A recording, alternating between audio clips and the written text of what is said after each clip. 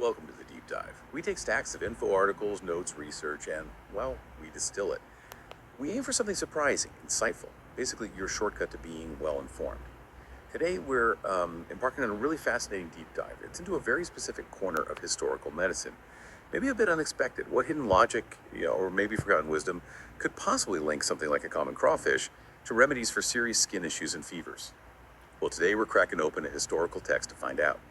Our main source here is excerpts from the Homeopathic Materia Medica by William Boericke, and we're zeroing in on one substance, Astacus fluviatilis. Okay, let's unpack this a little. What exactly is Astacus fluviatilis in this context, and why was it considered important back then? Well, what's really fascinating, I think, is that Astacus fluviatilis is simply the scientific name for crawfish, Cancer Astacus.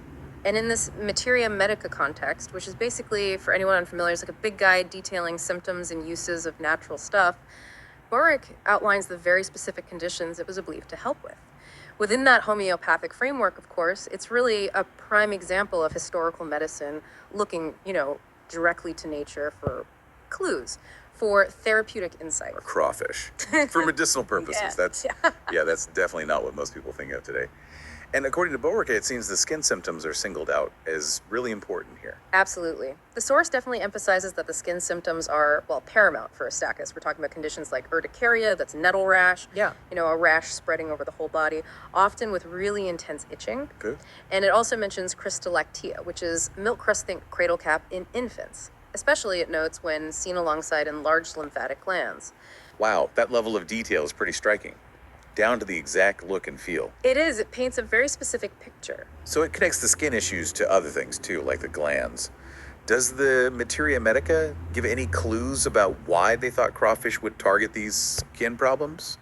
Or what the broader connections might be? It does, yeah. If you look at their sort of observational approach, the source also notes its use for erysipelas. That's a type of acute spreading skin infection.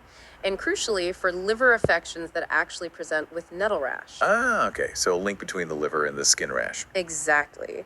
And you also see mentions of jaundice, swelling of cervical glands, so it broadens the scope beyond just the skin itself. It really highlights a more holistic view, doesn't it? Where internal problems are believed to show up as external signs. It suggests this belief in interconnectedness, body, nature, all linked. Right. And beyond the skin and those internal links, I found the fever symptoms really interesting. The description is incredibly specific. It really is. It talks about an inward chilliness, a very particular feeling, like the cold is coming from inside you. The person is described as extremely sensitive to air, feeling worse if they uncover themselves. Okay. And then this chill is followed by a violent fever, often with a headache. It's like a very precise map of a whole physiological reaction they observed. And for people wondering how practitioners would even choose Astacus over something else, the Materia Medica provides these relationship comparisons, right? Which other things were considered similar?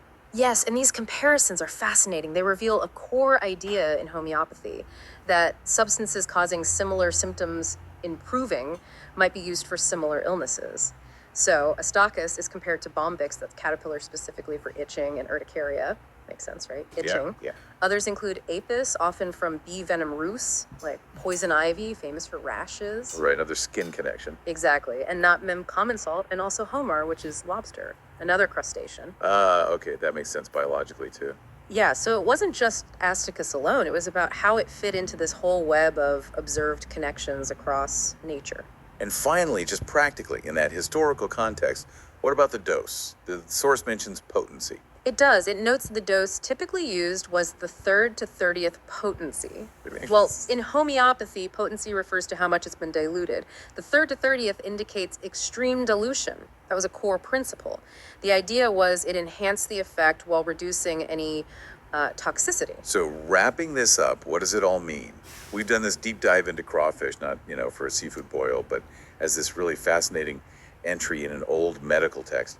What it really shows us, I think, isn't just a kind of quirky old remedy.